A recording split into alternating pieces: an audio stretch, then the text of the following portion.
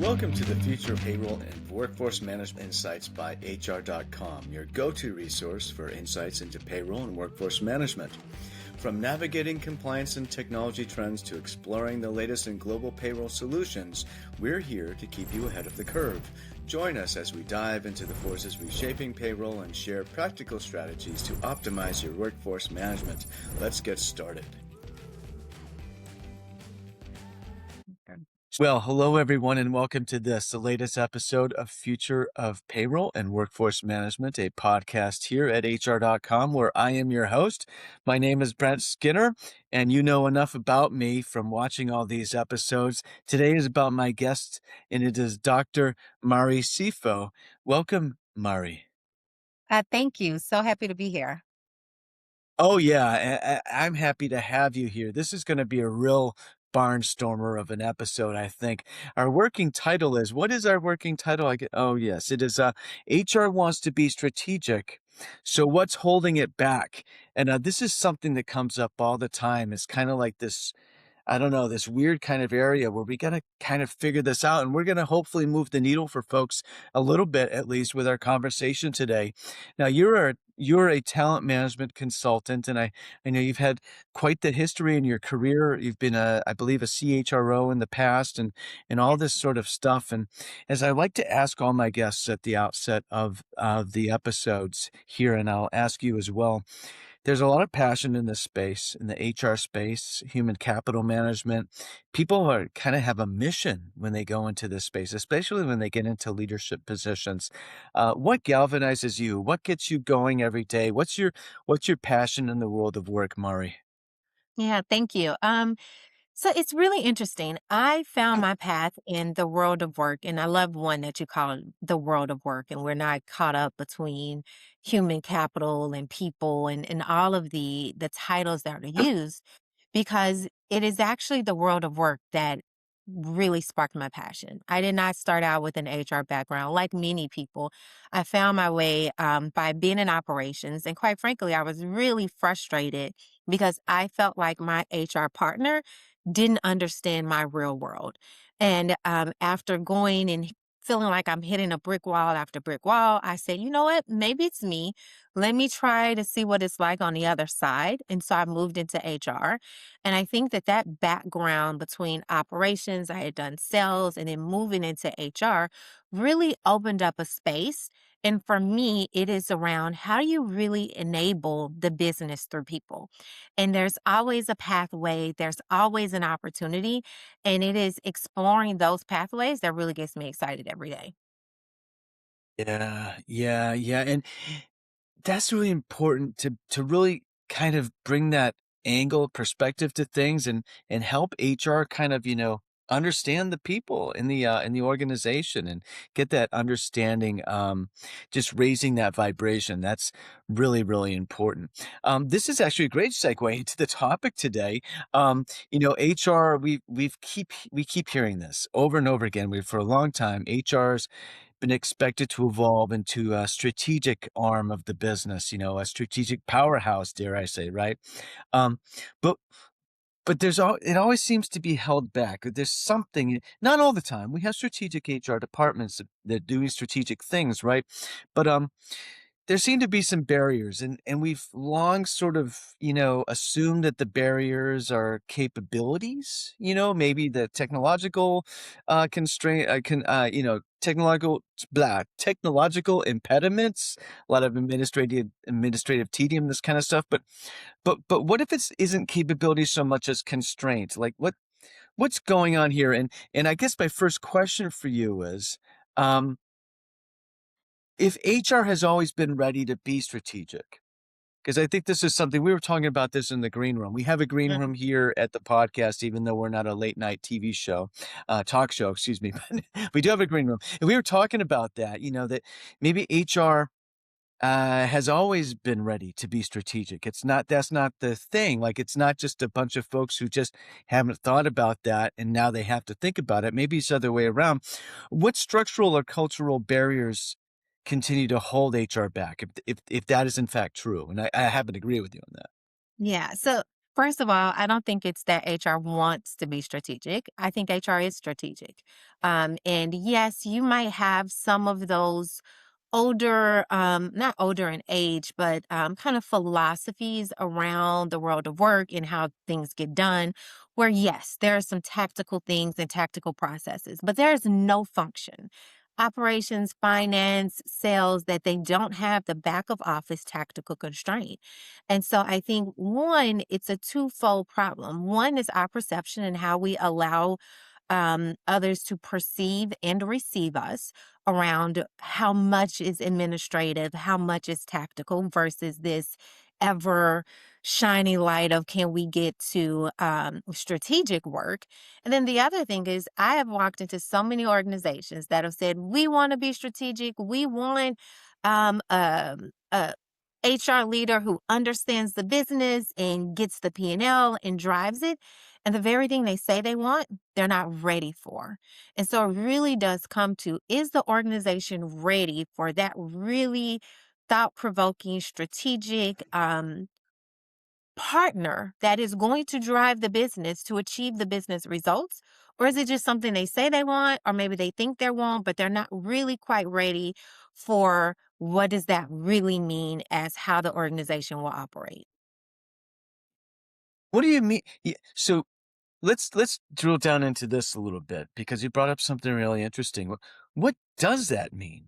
Like, what does it mean to be ready for it, and what Yeah. what does it mean for a yeah, go ahead.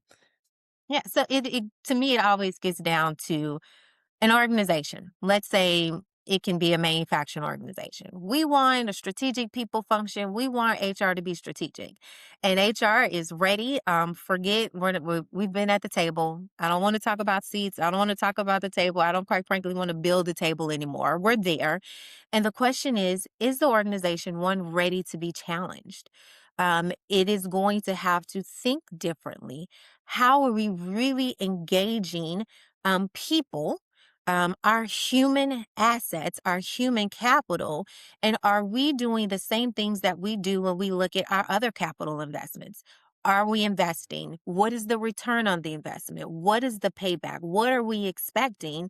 And are we putting the right resources in place to enable that?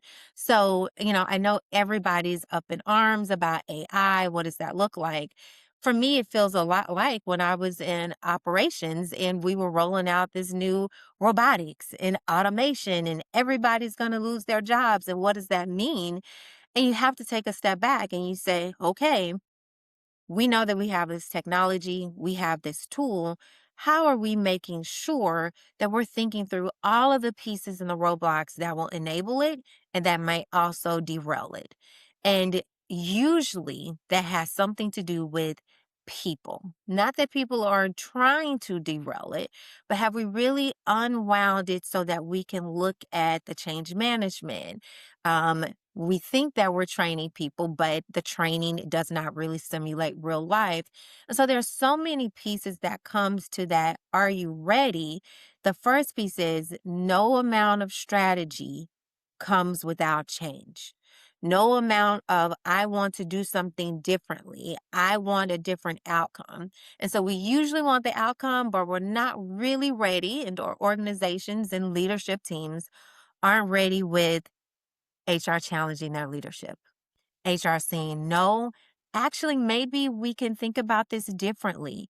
Have we considered these other possibilities? Not to be a roadblock, but to be the enabler that helps us to go farther than what we've gone in the past. It's so much wisdom in what you just shared.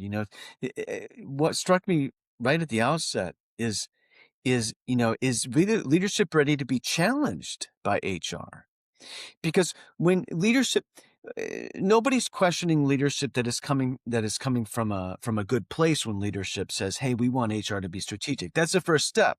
If leadership understands that you're in good place, and you can move someplace forward, but maybe they may not understand exactly what that means when HR is going to be strategic. They might be seeing it as sort of a source of strategic information, or information that they perceive to be what they need, what they're looking for, this sort of thing. Right? I'm not. I'm struggling to really articulate this, but there's really this well, okay, we've heard that HR needs to be a strategic arm of the organization. Well, it's an arm of the organization, not an arm of any individual position in this other position in the C-suite, right? So all the arms kind of work together. I don't know, an octopus. I'm taking the metaphor too far as I usually do. But but in any I like what you're saying though. There's a lot of wisdom there. Now, just to kind of bring this because we're up in the clouds, really great clouds, nice, sunny day here, but let's just bring it down a little bit to sort of Yeah. like the surface level here or the granular detail because this is a podcast about payroll and also workforce management. Um, how can organizations shift from time-based workforce management, which is kind of, operational, important, but not necessarily strategic HR, right, to outcomes-based models in HR in a practical way? Like, how can we do this? Yeah, it's interesting. I'm gonna go high to go low, right? So I think the first Yeah, thing is we really have to challenge our construct of what work and what time is, right? So we have been for the last however many hundreds of years, we have put into or extracted value of work based on a time based element. And we did it because there was no other way to be able to measure it to say, what is the fair thing to do? Even in, our normal workforce, we've now standardized 40 hours, you get paid over this time period. It doesn't quite frankly matter how often people are paid, or not how often, but the time they work. We've created a construct around a time model. And now we're shifting. And the work that we do, yes, there are still roles that have to be based and paid off a time piece, but there's a different way for us to consider what is the value that we're getting out of it. And when we just put a time component on it, that becomes a very difficult model for people to get excited about, for people to want to drive different outcomes. If I get paid the same today, whether I do X 10 widgets or 10,000, what is the discretionary effort? Why should I do that? And quite frankly, people are tired of talking about engagement, right? When you really think about who benefits from engagement, the corporation benefits from that discretionary outcome that comes from employees. But employees are really now challenging, what do I get out of being a highly engaged employee who's coming in early, staying late, going above and beyond the call of duty, and there is no guaranteed outcome on how I'm going to be compensated or rewarded for that discretionary effort. So, how do you get down? How do you start constructing the models? I'm not saying we're not going to pay people by hours anymore, right? I think payroll continues in kind of this workforce management. We continue to evolve out of being so caught in the time based piece that maybe our payroll and our compensation structure shift. And one of the things that I've experienced as a CHRO is there's not always this true lockstep when we're designing compensation to understand the outcomes from a payroll standpoint. We design all these wonderful things. Here's what the compensation is going to look like. And you look up, and that compensation design has now created 50 different payrolls, and it yeah, creates a nightmare. Right. So I think the first piece is we have to tie our comp philosophy to understanding what that payroll outcome is, what the workforce management is. But ultimately, it is about how are you encouraging people to get the most effort, or not to give the most effort, but to get the most outcome. And we have been so effort focused that we really have to shift people onto outcomes, which I think kind of leads us into this whole AI conversation as well.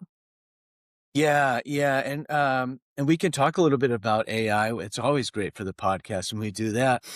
Just a couple things though that you said that you're really singing my song. Well, it's not just my song. This is a song that we're hearing, and I happen to like this song too. So, you know, you think about generally accepted accounting principles, GAAP, right? They're very, very Mhm. a lot of it's time focused. And it's, Yeah. if you even want to get kind of like, let's get back into the clouds here a little bit, right? quantum thinking and this idea, that we're in a 3D reality versus some other stuff going on too that we might want to actually realize is real and that we can actually harness and to generate and create more value, right? So thinking about, and then one other thing that struck me about what you said is that, we're paying people based on effort, or the actual payroll model, like the pay model is a reaction to, it's a reaction to effort, right? But then we Mhm, talk about, hey, you need to create value, and your worth is based on the outcomes that you produce, right? And so mhm. to me, it actually seems like it might not be as much of a leap, quantum leap, I don't know, even as much of a leap to get to that next stage. So that's just really, you're giving me ideas for articles to write, Mari. To be honest with you, so um, I'm looking forward to 'em. yeah, yeah. Let's talk about that AI piece a little bit before we get to. I have one last question for you after that. Yeah. So, we were talking about how do we ground pay, compensation, reward, recognition. And, now there's this new concept of the agents, right? So I can't remember, like McKinsey apparently is, for every employee, maybe they have 2 to 3 agents that are going to be working alongside of it. And the fear, and quite frankly, what we've seen is a huge amount of restructuring under this assumption of productivity because we've not quite seen the productivity. But the guideline, and I think where that shift in maybe we'll change our architecture. We'll see what the nature of jobs are in the future, but it's now everyone becomes a manager, right? There are no more individual contributors. The individual contributors are managers of agents and our AI bots. And that requires a higher level order of thinking, but it might not require the same amount of time and effort, or that will be redistributed in a different way. So I think the challenge that we're facing, again, if I go back to our premise, is HR has always been strategic. We've always had to put in the groundwork. The organization rewards us for a lot of tactical, not necessarily the strategic piece. And so now we have an opportunity to rethink the nature of work.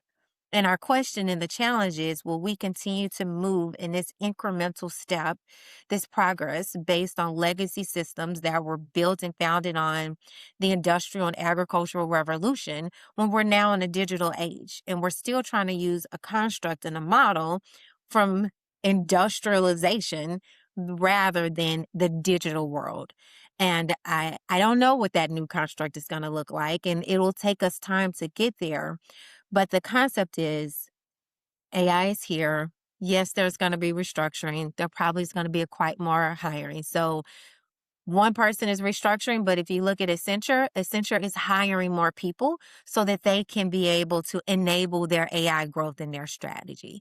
And having the balance between the two to find the productivity. But at the end of the day, 5 years from now, I am an individual contributor. My job is to manage 1,000 AI bots and be able to identify when they are hallucinating, when they're giving me fact or fiction, and not get caught up in it looks pretty, but I can really detail and look at the analysis and the output that is pulling out. Now, how do I want to recognize and reward that employee, that individual contributor whose volume of work and output is more significant? It is more complex.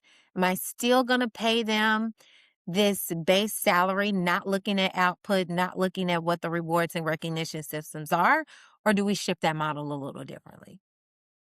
Yeah, I mean, we're talking about even, much more uh, much more fluid pay, like amount of pay, Absolutely. even, and just the possibilities are really quite interesting to contemplate. What are some other signals maybe that HR leaders should be reading today to prepare for a fundamentally different future of work? Yeah, I spend a lot of my time grounded in signals, not necessarily in books, but um, I am reading the market. I am. have my own AI bot that is reading all of the earnings calls, and it is searching for what are human capital trends, what are words that CEOs are talking about, what are they planning for the future, and how does that impact our work today. And so, yes, we're going to be in this kind of hyper awareness, geopolitical, we're going through this huge change and transformation, but if you read what our organizations are anticipating for the future, which leads to what the industries are saying, and you tie that with what the headlines and the publications are happening, you mirror that, and then you go and you learn from history in academia and you pull it all together. And I think between those three signals, you have a clearer picture than what we think. This is not the first revolution we've been through. This is not the first transformation, change, disrupt everything that we've ever seen. The steam engine changed the world, the internet changed the world, boats changed the world, right? Yeah. AI will change the world, but we have been here before. And so, what did we learn? What did we do? What are we seeing? And then, how do we respond and react to it? And it doesn't quite have to be as scary as it feels when you take the different data points that you have. I love that. And I love just to put a little exclamation point on that, let's use the AI to help us figure out how to navigate this particular change. Right? That's yeah, I absolutely love this conversation, and we could go on for hours. I just Yeah. know it. We have a podcast here that's about 20 minutes, and now we're at the end. But in any event, I'd love to have you back on the podcast sometime, Amari. But thank you so much for joining us today for this really illuminating conversation. My pleasure. I would love to be back anytime. Thanks for tuning in to the Future of Workforce Management and Payroll Insights by HR.com. We hope today's episode brought you valuable insights and fresh perspectives on the future of payroll and workforce management. Be sure to check out more episodes and explore resources at HR.com/podcast or wherever you listen to podcasts. Until next time, keep innovating and making a difference in the world of payroll and workforce management.